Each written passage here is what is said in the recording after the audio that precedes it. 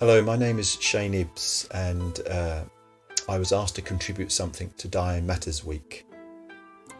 I myself have experienced several bereavements, and part of what I do in my professional life is I tell stories, and I thought that I would like to share a story with you.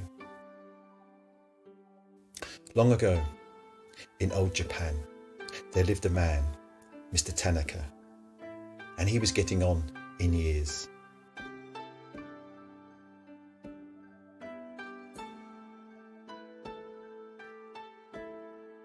He lived alone in a small little house that was beside the local cemetery. He'd lived there most of his life. The neighbours thought it unusual that he didn't have a wife, for he was such a kind, nice, pleasant man.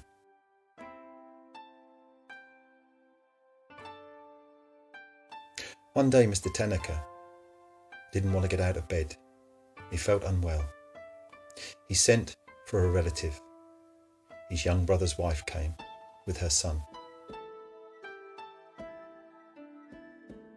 and they sat with Mr. Tanaka. The window was slightly ajar, and a white butterfly flew into the room and landed on the pillow next to Mr. Tanaka's head. The boy very gently tried to shoo the butterfly away. It flitted up into the air and landed back down on the pillow right next to Mr. Tanaka's ear. It was as if it was whispering something to him. The boy once again gently shooed the butterfly away, and it flitted up into the air and came back down again on the pillow right next to his ear. The boy shooed the butterfly again, and the butterfly left and went out into the garden.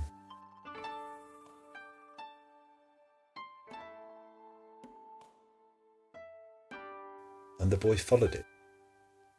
He followed the butterfly all the way into the cemetery next door, and it landed on a grave.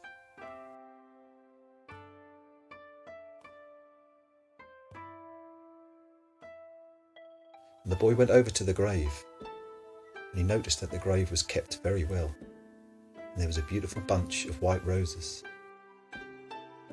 And then he read the inscription on the gravestone, and it talked of Akiko, a young woman who had died when she was young.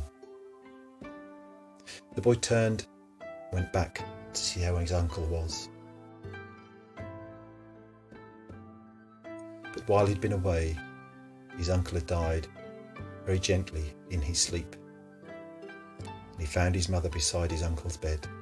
And he said to his mother, "Mother, I've just been into the cemetery, and I came across a gravestone where the white butterfly was. And on it was the name of a young woman who had died long ago, called Akiko." "Ah," acknowledged his mother, with a smile on her face, which surprised him. "Akiko. She was to be your uncle's wife, but she died before they were married.